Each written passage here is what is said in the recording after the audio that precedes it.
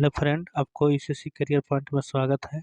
आज आप देख रहे हैं झारखंड सरकार द्वारा चलाई जा रही JCRT बुक, जो कक्षा 7 से ये नोट्स बनाया गया है, जो कक्षा 7 के विद्यार्थियों के साथ साथ झारखंड के तमाम प्रतियोगी परीक्षा तैयारी करने वाले छात्र छात्राओं के लिए काफ़ी लाभदायक और उपयोगी होगा। और ये अध्याय 2 का है, पृथ्वी का आंतरिक बनावट और शैल। पृथ्वी एक ऐसा ग्रह है जिसका आंतरिक संरचना और बाह्य संरचना गतिशील है और पृथ्वी की अधिकतम गहराई आपको 3.9 किलोमीटर तक खोदी गई है और यह दक्षिणी अफ्रीका के सोने खान में खोदा गया है, जो सोने निकालने के उद्देश्य से, और 3.9 से अधिक गहराई नहीं खोदा गया है। पृथ्वी की आंतरिक संरचना के बारे में जो जानकारी भूवैज्ञानिक जो प्राप्त करते हैं, उसका मुख्य स्रोत आपका तापमान, घनत्व और भूकंपीय तरंग होता है। धरातल के अंदर आपको 32 मीटर की गहराई पर 1 डिग्री सेल्सियस तापमान में वृद्धि होती है। गहराई बढ़ने के साथ साथ चट्टानों के घनत्व में भी वृद्धि होती है। भूप्रपट्टी के घनत्व की बात करते हैं तो आपको 2.67 है और केंद्र का घनत्व आपको 11 से 13 है। संपूर्ण पृथ्वी के औसत घनत्व की बात करते हैं तो आपको 5.5 है। और इस तरह से एक और स्रोत जिसे हम देख रहे हैं पृथ्वी का आंतरिक संरचना की जानकारी का, वो आपको भूकंपीय तरंग होता है। तो भूकंपीय तरंग आपको मुख्य रूप से 3 प्रकार के होते हैं। एक प्राथमिक तरंग जिसको P वेव्स बोलते हैं, द्वितीय तरंग जिसको S वेव्स बोलते हैं, और धरातलीय तरंग जिसको L वेव्स बोलते हैं। अर्थात इस पृथ्वी पर जो भूकंपीय तरंग आते हैं, सबसे पहले आपको प्राथमिक तरंग आता है और प्राथमिक तरंग आपको ठोस, तरल, गैस तीनों में आपको गमन करने में सक्षम होता है।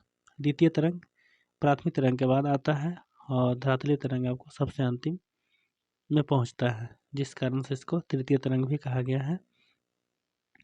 तो तृतीय तरंग काफ़ी खतरनाक भी होता है,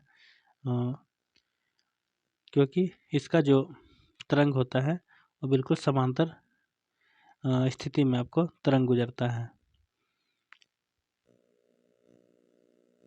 अब यहाँ आप देख रहे हैं पृथ्वी के सकेंद्रीय संरचना के आधार पर आपको पृथ्वी को 3 भागों में बांटा गया है, एक परपट्टी, मेंटल और क्रोड।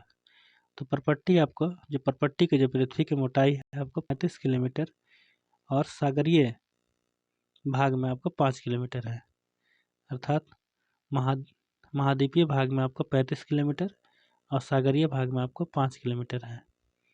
मेंटल बात करते हैं तो मेंटल की जो गहराई है आपका, जो मोटाई है आपको 2900 किलोमीटर है और क्रोड का जो गहराई है वो आपको 6371 किलोमीटर है। अर्थात क्रोड, इसको इस तरह से गहराई लिया गया है, जैसे मान लिया क्रोड है तो इसको पूरा मतलब गोल है, ये वृत्ताकार है तो वृत्ताकार मतलब पूरा व्यास की गहराई ली गई है।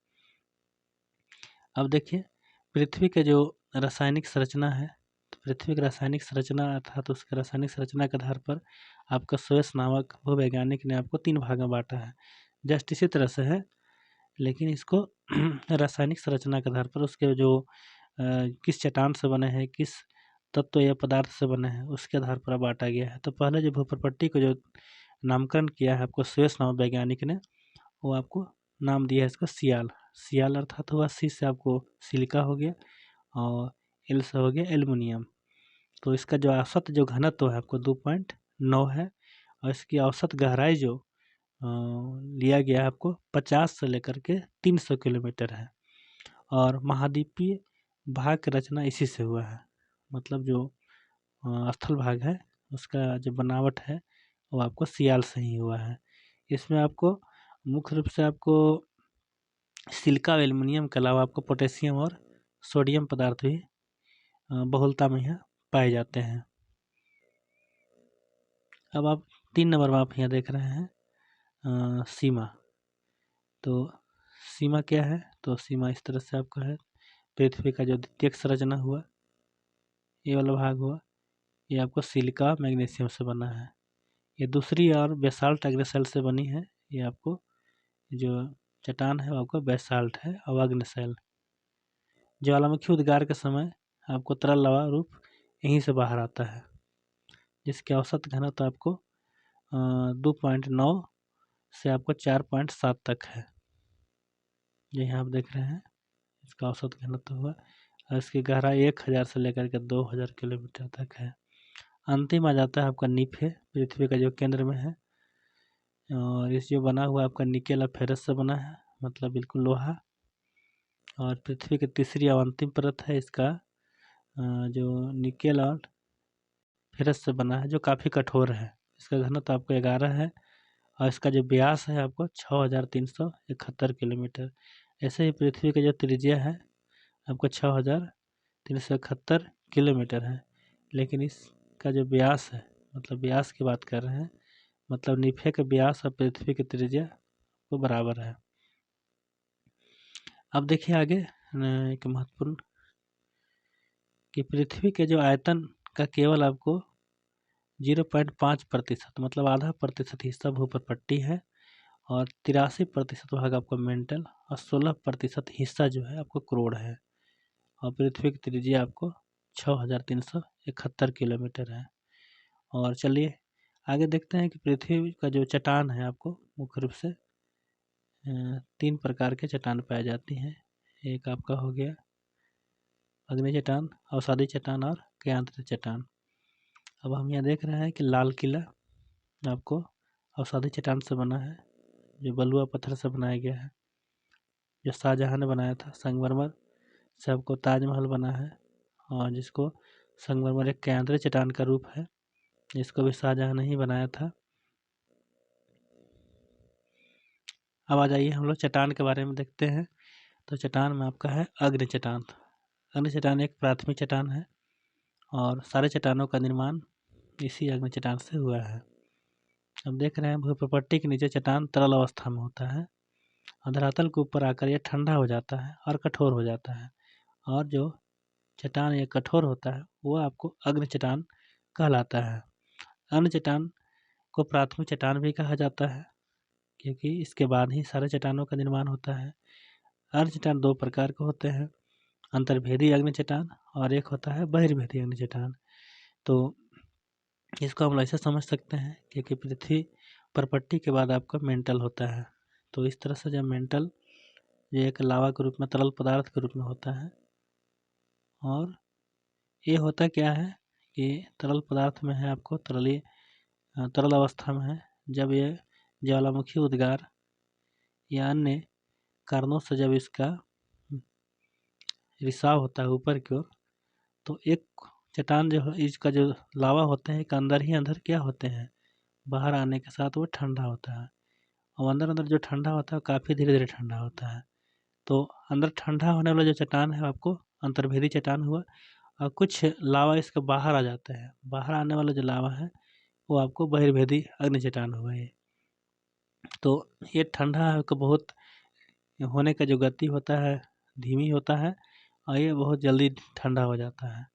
तो दोनों में अंतर यही है कि इसका जो रवा होता है काफ़ी बड़े बड़े होते हैं और इसका रवा होता है काफ़ी छोटे होते हैं। तो चलिए फिर एक बार इसको हम देख लेते हैं कि क्या दोनों में अंतर है। तो चलिए हम लोग देखते हैं कि अंतर्भेदी अग्नि चट्टान जो है आपको तरल मैग्मा भूप्रपट्टी के अंदर ही ठंडा हो जाता है, और यह धीरे धीरे ठंडा होता है, जिस कारण इसके रवे का आकार बड़ा बड़ा होता है। ग्रेनाइट इसका सबसे सर्वोत्तम उदाहरण है। ग्रेनाइट आप देख रहे हैं, इसका उपयोग जो होता है आटा चक्की मशीन में भी प्रयोग होता है, तथा भवन निर्माण में भी आपका ग्रेनाइट का उपयोग होता है। अंतिम में आपका यहाँ पर दूसरा नंबर में जो आपका है बहिर्भेदी अग्नि चट्टान, ज्वालामुखी क्रिया द्वारा आपको है मैग्मा अचानक भूप्रपट्टी से बाहर आ जाता है और अचानक ठंडा हो जाता है। तो इसका रवा छोटा होता है, और इस बहिर्भेदी अग्नि चट्टान जो है आपको इसका जो सबसे उत्तम आपका उदाहरण है आपको बेसाल्ट चट्टान है। बेसाल्ट मतलब बहिर्भेदी अग्नि चट्टान का उदाहरण है। दक्कन का जो पठार है, जब दक्कन का पठार है आपको यही बहिर्भेदी अग्नि चट्टान से बना है। 2 नंबर में जाता है अवसादी चट्टान। अवसादी चट्टान किसको बोलते हैं? अवसादी चट्टान जो है आपको अग्नि चट्टान के टूटने फूटने से बनता है। अवसाद इसका जमा होगा, बहुत दिनों के बाद फिर ऐसा दब जाता है। दबने के बाद आपको तापमान में या वृद्धि के माने समय के साथ साथ वह ताप दाब के कारण वह ऐसे फिर वह नया रूप ले लेता है। जिसका हम लोग अवसादी चट्टान कहते हैं। इससे मुख्य रूप से आपका जीवाश्म ही पाया जाता है। यह बलुआ पत्थर आपको ये इसका इसी का उदाहरण है अवसादी चट्टान का। अब चलते हैं आगे कयांत्रित चट्टान। तो कयांत्रित चट्टान का जो उत्पत्ति होता है आपको अग्नि और अवसादी दोनों से होता है। मतलब इसका भी से होता है और अग्नि से भी होता है। अग्नि अवसादी दोनों चट्टानें की उच्च दाब तथा दाब के कारण अपना मूल स्वरूप क्या होता है बदल लेता है, जिसे हम कयांत्रित चट्टान कहते हैं। अब देखिए यहाँ पर कयांत्रित चट्टान का उदाहरण सबसे सर्वोत्तम उदाहरण आपका चूना पत्थर है। ये चूना पत्थर से ही आपका संगमरमर का निर्माण हुआ, चिकनी मिट्टी से आपका स्लेट हुआ। कोई भी चट्टान का अधिक दिनों तक अपना मूल स्वरूप में नहीं रह सकता है, वह अपना स्वरूप को क्या होता है बदलते रहता है। और इस चट्टानी चक्र भी कहते हैं, मतलब चट्टानों का चक्र चलते रहता है। जैसे मैग्मा है, मैग्मा से आपका अग्नि चट्टान बना, अग्नि से टूटने फूटने के बाद अवसाद के रूप में जमा हुआ, काफ़ी लंबे समय के बाद हुआ अवसादी चट्टान का निर्माण हुआ। फिर अवसादी चट्टान रूपांतरित होकर के आपको कयांत्रित चट्टान बन गया। तो ये आपको अग्नि भी कयांत्रित हुआ होगा। दोनों का उत्पत्ति दोनों चट्टानों से उत्पत्ति आपको कयांत्रित चट्टान का हुआ है।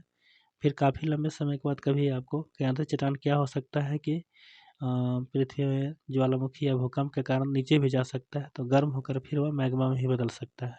अर्थात इस तरह से चट्टान के जो बदलने का और बनने का जो प्रक्रिया है वह अनवरत लगातार चलते रहती है, जिस कारण से जिसको हम लोग चट्टानी चक्र भी कहा जाता है।